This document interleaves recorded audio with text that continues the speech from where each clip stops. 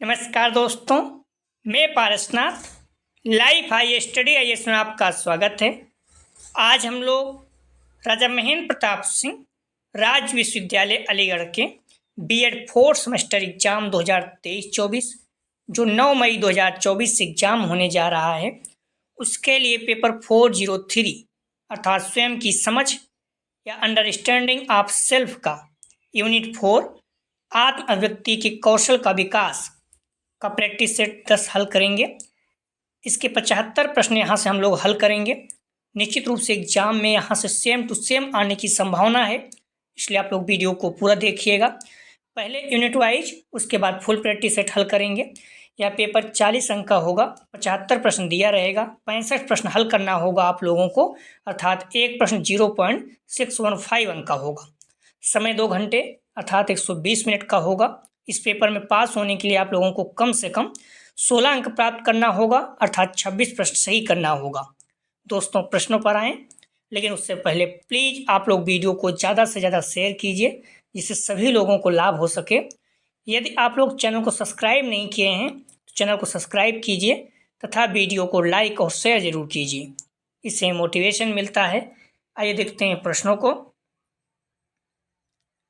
Paper 403 अर्थात स्वयं की समझ अंडरस्टैंडिंग ऑफ सेल्फ यूनिट 4 आत्म अभिव्यक्ति के कौशल का विकास development of skill of the self expression, इसका पार्ट 2 हम लोग हल करेंगे आज। पार्ट 1 हल कर चुके हैं।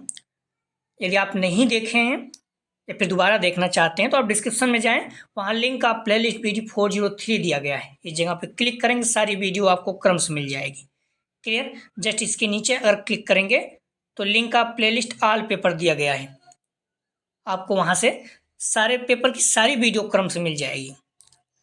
तो आइए देखते हैं प्रश्नों को, लेकिन उससे पहले प्लीज आप लोग वीडियो को ज़्यादा से ज़्यादा शेयर कीजिए, जिससे सभी लोगों को लाभ हो सके। निवेदन है आप लोगों से। पहला प्रश्न है, जब स्रोत एवं श्रोता एक ही तरंग पर हो, स्रोत मतलब जहाँ से कोई चीज उत्पन्न हो रहा है, श्रोता मतलब जो सुन रहा है। जब स्रोत एवं श्रोता एक ही तरंग पर हों तब संप्रेषण कैसा होगा? ए अप्रभावी, बी निष्क्रिय, सी प्रभावी, डी उदासीन। सही जवाब हो जाएगा सी प्रभावी। जब स्रोत एवं श्रोता एक ही तरंग पर हो तब संप्रेषण कैसा होगा? प्रभावी। अगला प्रश्न है, एक सफल शिक्षक प्रभावी संचारक के रूप में अपने छात्रों को डॉट डॉट श्रोता के रूप में चाहता है।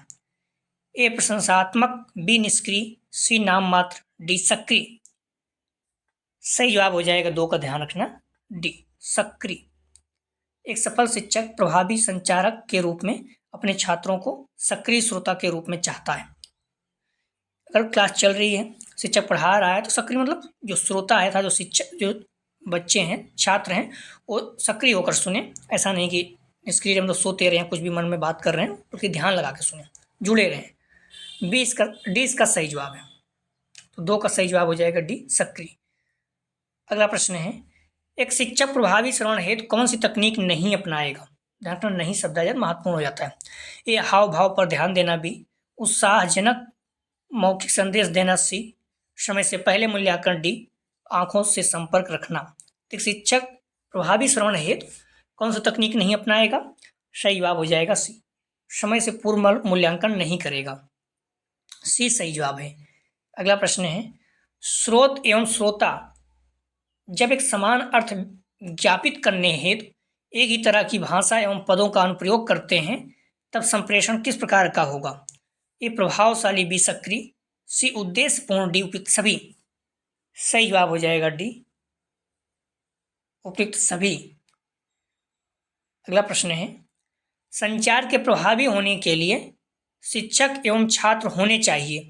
ए विरुद्ध, बी निष्क्रिय, सी समरूप, डी तटस्थ। संचार के प्रभावी होने के लिए शिक्षक एवं छात्र होने चाहिए। सही जवाब हो जाएगा सी समरूप। अगला प्रश्न है, एक शिक्षक प्रभावी संचारक की भूमिका के लिए साधन अपनाएगा। ए सामान्य अर्थ, बी सामान्य विश्वास, सी सामान्य भाषा, डी उपयुक्त सभी। सही जवाब हो जाएगा डी उपयुक्त सभी। एक शिक्षक प्रभावी संचारक की भूमिका के लिए साधन कौन कौन सा अपनाएगा? सामान्य अर्थ, सामान्य विश्वास, सामान्य भाषा, सभी। अगला प्रश्न है, प्रभावी कक्षा संचार होने के लिए आवश्यक है ए अधोगामी बी, अप्रतिक्रियाशील सी, प्रगतिशील डी, उपयुक्त सभी। प्रभावी कक्षा संचार होने के लिए आवश्यक है, सही जवाब हो जाएगा सी, प्रगतिशील। ठीक है। अगला प्रश्न है प्रभावी कक्षा कक्ष में संचार की आवश्यकता नहीं है। ए अधोगामी बी, समायोजित सी, अप्रतिक्रियाशील डी, विश्लेषणात्मक। प्रभावी कक्षा कक्ष में संचार की आवश्यकता नहीं है, सही जवाब हो जाएगा ए, अधोगामी। अगला प्रश्न है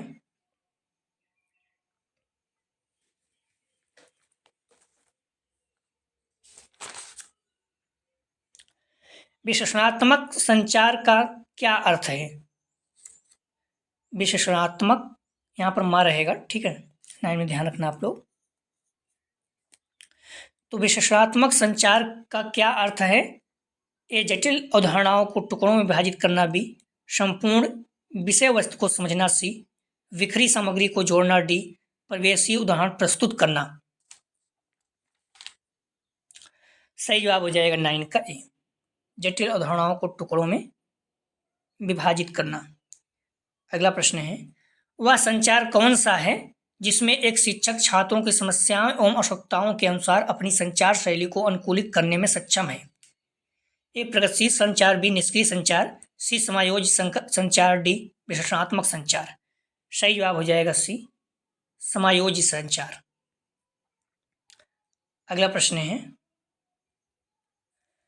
शिक्षक द्वारा उस विषय वस्तु को आगे बढ़ाना जिससे छात्र पूर्व परिचित है के लिए किस संचार तकनीक का प्रयोग शिक्षक द्वारा किया जाएगा।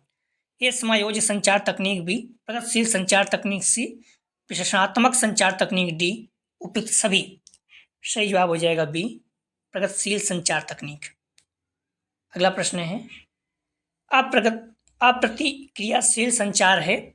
ए शिक्षक छात्रों के प्रश्नों का उत्तर नहीं देता, बी छात्र निष्क्रिय हैं, सी छात्र सक्रिय हैं, और डी प्रगतिशील संचार।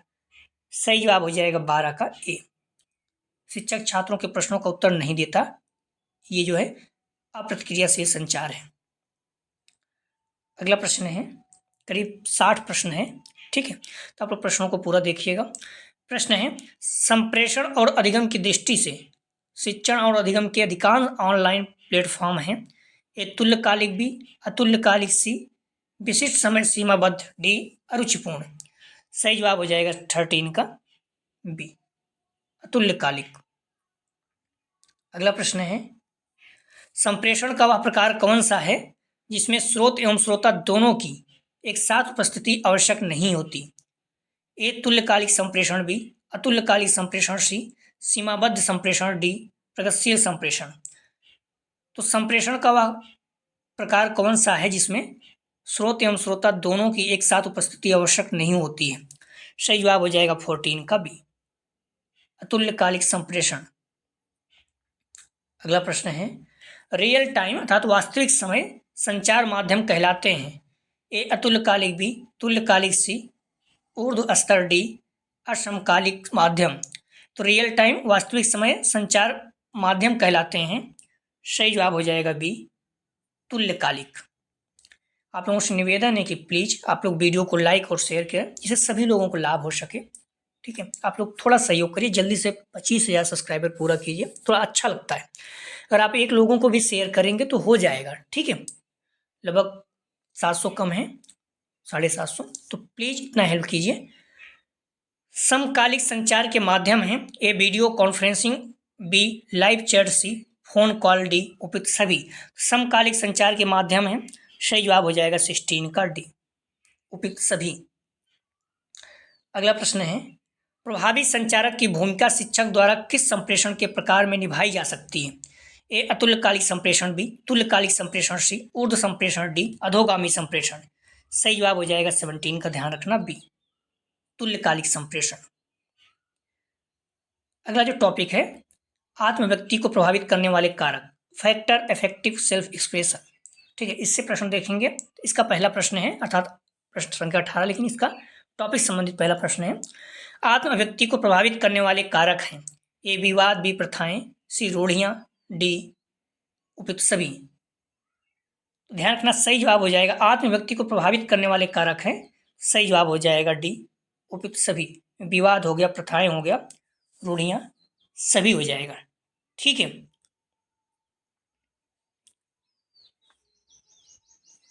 यहाँ रूढ़ियां रहेगा। ठीक है,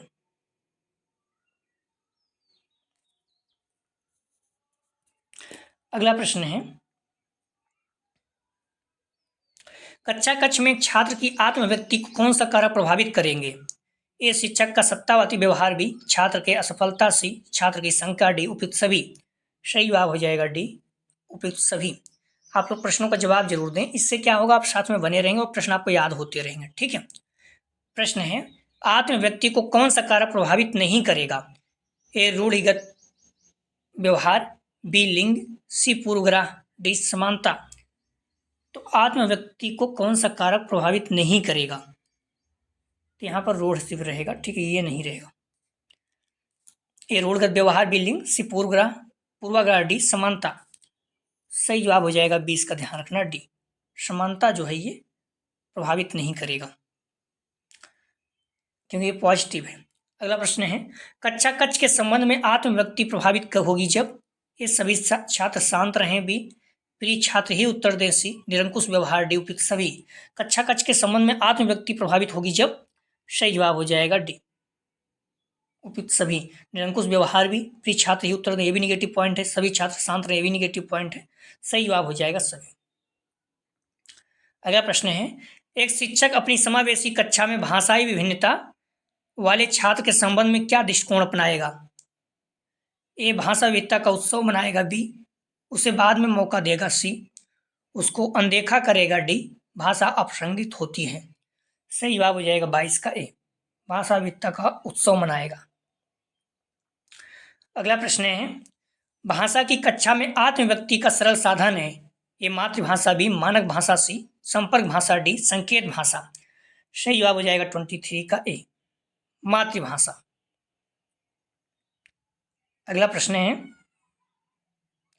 आत्म विकास हेतु आत्म व्यक्ति की आवश्यकता क्यों है?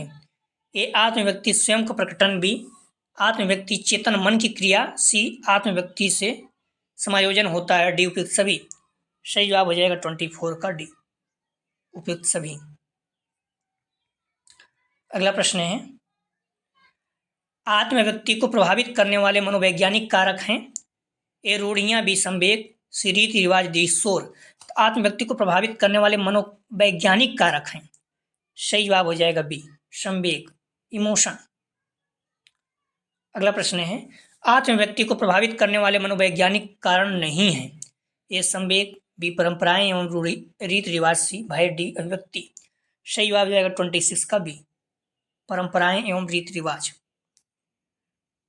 अगला प्रश्न है, आत्म व्यक्ति को प्रभावित करने वाले भौतिक कारक हैं। ए शोरगुल, बी क्षय, सी संवेग, डी चिंता। आत्म व्यक्ति को प्रभावित करने वाले भौतिक फैक्टर, फिजिकल फैक्टर। सही जवाब हो जाएगा 27 का ए, शोरगुल। शोरगुल क्या है? भौतिक है। अगला प्रश्न है, आत्म व्यक्ति को कौन सा मन संवेग सर्वाधिक प्रभावित करता है? ए शंका, बी भय, सी क्रोध, डी दुश्चिंता। तो आत्म व्यक्ति को कौन सा मन संवेग सर्वाधिक प्रभावित करता है? सही जवाब हो जाएगा, ध्यान रखना 28 का बी, भय। अगला प्रश्न है, आत्म व्यक्ति पर सकारात्मक प्रभाव डालेगा वह कारक है। ए निडरता, बी ऊर्जावान, सी शंका रहित, डी उपयुक्त सभी। सही जवाब हो जाएगा डी, उपयुक्त सभी। अगला प्रश्न है, कक्षा कक्ष में आत्म व्यक्ति को प्रभावित करने वाला कारक नहीं है। ए स्व अनुशासन, बी निरंकुशता, सी सत्तावादी व्यवहार, डी दंड। सही जवाब हो जाएगा ए स्व अनुशासन। अगला प्रश्न है, आत्म व्यक्ति को किस कारक ने सर्वाधिक नकारात्मक रूप से प्रभावित किया? ए लिंग आधारित भूमिकाएं, बी पूर्वाग्रह, सी चिंताएं, डी उपयुक्त सभी। सही जवाब हो जाएगा डी, उपयुक्त सभी। अगला प्रश्न है, आत्म व्यक्ति को प्रभावित करने वाले सामाजिक सांस्कृतिक कारक हैं। ए प्रथाएं, बी रूढ़ियां, सी सामाजिक मान्यताएं, डी उपयुक्त सभी। सही जवाब हो जाएगा 32 का डी, उपयुक्त सभी। अगला प्रश्न है, आत्म व्यक्ति को नकारात्मक रूप से प्रभावित करने वाले सांस्कृतिक कारक नहीं है। ये परंपराएं भी संस्कृत शी आधुनिकता डी रूढ़ियाँ। तो आत्म व्यक्ति को नकारात्मक रूप से प्रभावित करने वाले सांस्कृतिक कारक नहीं है। सही जवाब हो जाएगा 33 का सी। आधुनिकता जो है ये सांस्कृतिक कारक नहीं है नकारात्मक रूप से। ये तो अच्छी चीजें हैं, मॉडर्न जो है अच्छी चीजें। अगला प्रश्न है आत्म व्यक्ति के सामाजिक कारक कौन से हैं जिनसे वह प्रभावित होती है। ये जाति व्यवस्था भी, लिंग भूमिकाएं सी, अपरिचितता था, छुआछूत डी, उपयुक्त सभी। तो आत्म व्यक्ति के सामाजिक कारक कौन से हैं जिनसे वह प्रभावित होती है। सही जवाब हो जाएगा 34 का डी, उपयुक्त सभी। अगला प्रश्न है आत्म व्यक्ति के विकास में कौन सी बाधा नहीं है। ये सामाजिक रूढ़ियां भी, भय का वातावरण सी, भीड़ भाड़ वाले परिवार डी, जनतांत्रिक व्यवहार। सही जवाब हो जाएगा 35 का डी, जनतांत्रिक व्यवहार। अगला प्रश्न है आत्म विकास के संदर्भ में आत्म व्यक्ति हेतु प्रमुख मनोवैज्ञानिक बाधा क्या है। ये लोकतांत्रिक व्यवहार भी, स्व अनुशासन सी, मानसिक अस्थिरता डी, सुदृढ़ आर्थिक स्थिति। सही जवाब हो जाएगा 36 का सी, मानसिक अस्थिरता। अगला प्रश्न है डॉट डॉट डॉट का अर्थ है प्रतिबद्ध रहना। ए याद रखना, बी बढ़ना, सी संबंधित होना, डी सपने में रहना। सही जवाब हो जाएगा 37 का ए, याद रखना। याद रखना का अर्थ है प्रतिबद्ध रहना। अगला प्रश्न है प्रगति देखने के लिए क्या महत्वपूर्ण है। ए बढ़ना, बी सपना देखना, सी मूल्यांकन करना, डी इनमें से कोई नहीं। सही जवाब हो जाएगा 38 का सी, मूल्यांकन करना। अगला प्रश्न है स्वमूल्यांकन का पता लगाने में कौन मदद करता है। ए हम कहाँ पहुँच गए, बी हम कितने बदल गए, सी जो हमने किया वह हमारे लिए सही रहा, डी उपयुक्त सभी। स्वमूल्यांकन का पता लगाने में कौन मदद करता है। सही जवाब हो जाएगा 39 का, ध्यान रखना, डी उपयुक्त सभी। अगला प्रश्न है अपने सभी विचारों को हाथ में लिए गए काम पर केंद्रित करें। सूर्य की किरणें तब तक नहीं जलाती जब तक उन्हें फोकस पर न लाया जाए। यह कथन है ए मार्क ट्वेन का, बी स्टीफन कॉवे का, सी अलेक्जेंडर ग्राहम बेल का, डी महात्मा गांधी का। तो अपने सभी विचारों को हाथ में लिए गए काम पर केंद्रित करें। सूर्य की किरणें तब तक नहीं जलाती जब तक उन्हें फोकस पर न लाया जाए। यह कथन किसका है। तो सही जवाब हो जाएगा, ध्यान रखना आप लोग, 40 का सी, अलेक्जेंडर ग्राहम बेल का। अगला प्रश्न है 41 कोई भी नवाचार या रचना निर्माता की किसके द्वारा उपज होती है। ये हाथ, भी किताब, सी मन, डी में से कोई नहीं। सही जवाब हो जाएगा सी, मन। अगला प्रश्न है संचार कौशल में महारत कैसे हासिल किया जाता है। ये अभ्यास से भी, परिवर्तन से, सी बढ़ रहा है, डी इनमें से कोई नहीं। सही जवाब हो जाएगा 42 का ए, अभ्यास से। अगला प्रश्न है जब हम विभिन्न पहलुओं को जोड़ते हैं तो हमारे लिए क्या उपयुक्त होगा। ये बिल्कुल नया आइडिया भी, रचनात्मकता सी, पर्यावरण के साथ सह अस्तित्व डी उपयुक्त सभी। सही जवाब हो जाएगा 43 का डी, उपयुक्त सभी। अगला प्रश्न है अगर आप यह सपना देख सकते हैं तो आप यह कर भी सकते हैं। यह किसने कहा है। ये Walton Disney, B Mahatma Gandhi, C Mark Twain, D इनमें से कोई नहीं। सही जवाब हो जाएगा ए, वाल्ट डिज्नी। अगला प्रश्न है जीवन में किसका होना महत्वपूर्ण है। ए साइकिल, बी सपना, सी चाय, डी इनमें से कोई नहीं। तो जीवन में किसका होना महत्वपूर्ण है। सही जवाब हो जाएगा बी, सपना। आपका जो सपना मतलब यहाँ पर आपका जो उद्देश्य है, लक्ष्य है, होना बहुत जरूरी है। अगर कोई लक्ष्य नहीं है तो फिर आप उसके अनुसार मेहनत नहीं करेंगे। अगला प्रश्न है जी भर कर जिए ऐसे सीखो जैसे कि तुम्हें हमेशा जीवित रहना है। किसके द्वारा कहा गया है। ए mark Twain, B Stephen Covey, सी रॉबिन शर्मा, डी महात्मा गांधी। सही जवाब हो जाएगा 46 का डी, महात्मा गांधी जी द्वारा। ठीक है, जी भर कर जिए ऐसे सीखो जैसे कि तुम्हें हमेशा जीवित रहना है, किसके द्वारा कहा गया। सही जवाब हो जाएगा डी, महात्मा गांधी जी द्वारा। अगला प्रश्न है अधिकतर लोग समझने के इरादे से नहीं बल्कि उत्तर देने के इरादे से समझते हैं। यह कथन किसका है। ए mark Twain, B Stephen Covey, सी रॉबिन शर्मा, डी महात्मा गांधी। सही जवाब हो जाएगा 47 का बी, स्टीफन कवे। अगला प्रश्न है, आत्म प्रत्यय के कितने प्रमुख अवयव हैं? ए 3, बी 5, सी 2, डी 4। सही जवाब हो जाएगा 48 का ए, 3। अगला प्रश्न है, आत्म प्रत्यय का प्रमुख अवयव कौन सा नहीं है? ए प्रत्यक्ष परक अवयव, बी प्रत्यात्मक अवयव, सी अभिव्यक्ति अवयव, डी उपयुक्त सभी। सही जवाब हो जाएगा 49 का डी, उपयुक्त सभी। अगला प्रश्न है, प्रत्यक्ष परक अवयव के अंतर्गत व्यक्ति के शरीर का कौन सा भाग छाप छोड़ता है? ए प्रतिभा, बी मूल्य, सी ईमानदारी, डी उपयुक्त सभी। उपयुक्त इनमें से कोई नहीं। तो प्रत्यक्ष परक अवयव के अंतर्गत व्यक्ति के शरीर का कौन सा भाग छाप छोड़ता है? सही जवाब हो जाएगा ए प्रतिमा। अगला प्रश्न है, करीब 60 प्रश्न है, तो आप लोग प्रश्नों को पूरा देखिएगा और प्लीज़ वीडियो को लाइक और शेयर कीजिए।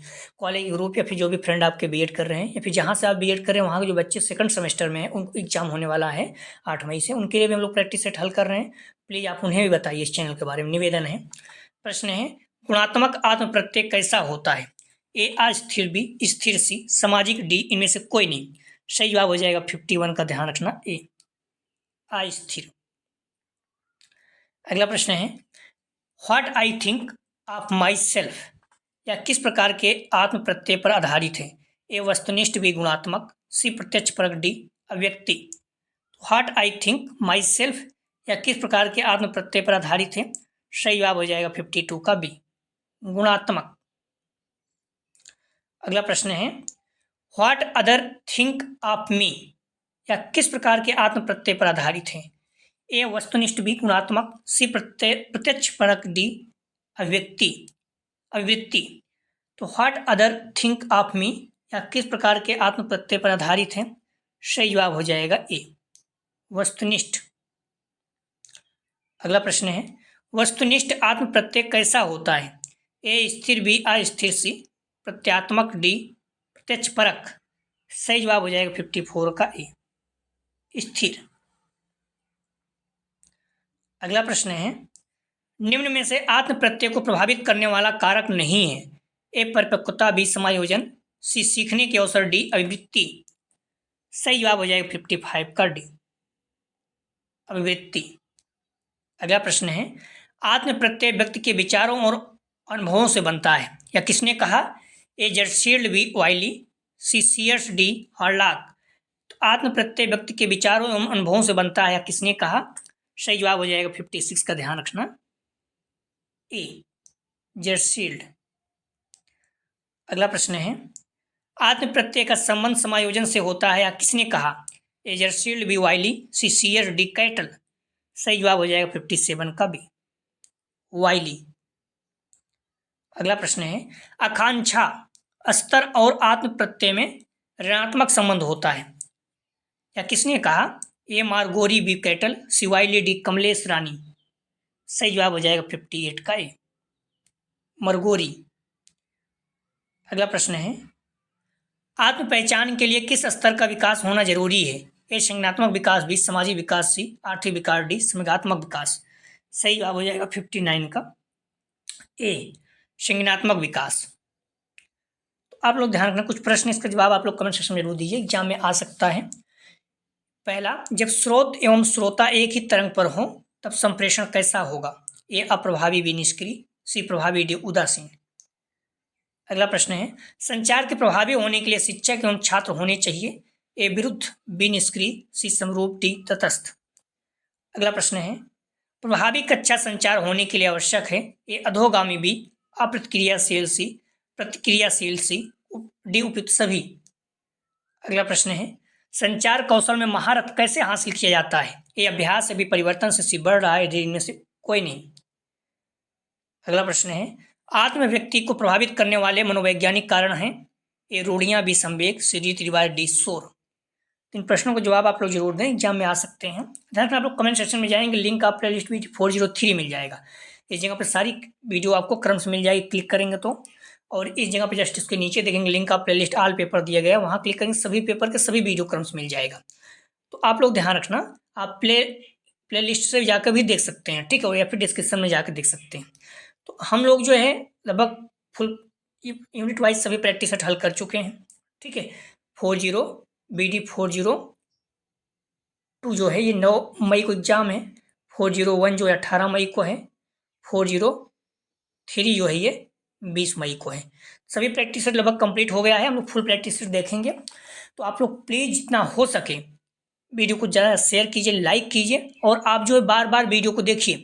जो 402 है अभी 18 मई को है, असेसमेंट फाइल लर्निंग अधिगम के लिए आकलन, ये सबसे टफ माना जाता है। और थोड़ा सा नंबर इसमें तभी अच्छा आएगा, हर 74-78 नंबर बच्चे लाए हैं अपने जो जुड़े हुए हैं, तो आएगा आपका। तो इसमें लगभग 50+ क्वेश्चन आपको सेम टू सेम मिल जाएगा जो 5-6 प्रैक्टिस सेट हल किए हैं। ठीक है, 50+। और जो BD 402 है जो कि 9 मई को होने जा रहा है, इसमें पूरा मिल जाएगा। ठीक है, लगभग 1-2 प्रश्न छोड़ दिए, 70 प्रश्न लगभग मिल जाएंगे इसमें। ठीक है, 403 नया है, जरा आइडिया नहीं, बट आप पढ़े रहेंगे तो यहाँ से हो जाएगा। ठीक है, तो प्लीज़ आप लोग वीडियो को लाइक और शेयर कीजिए। जल्दी से, इतना उम्मीद है कि आप लोग 25,000 सब्सक्राइबर हो जाएं अपना। जो परिवार है लाइफ हाई स्टडी है, थोड़ा अच्छा लगेगा। तो अगला जो फुल प्रैक्टिस सेट हल करेंगे हम लोग 11, ठीक है, 403 स्वयं की समझ, understanding of self, full practice set 11 हल करेंगे। तो प्लीज़ निवेदन है कि आप लोग वीडियो को लाइक और शेयर कीजिए। कॉलेज ग्रुप या फ्रेंड जो भी आपके बीएड कर रहे हैं, सभी लोगों को लाभ हो सके। वीडियो देखने के लिए धन्यवाद दोस्तों।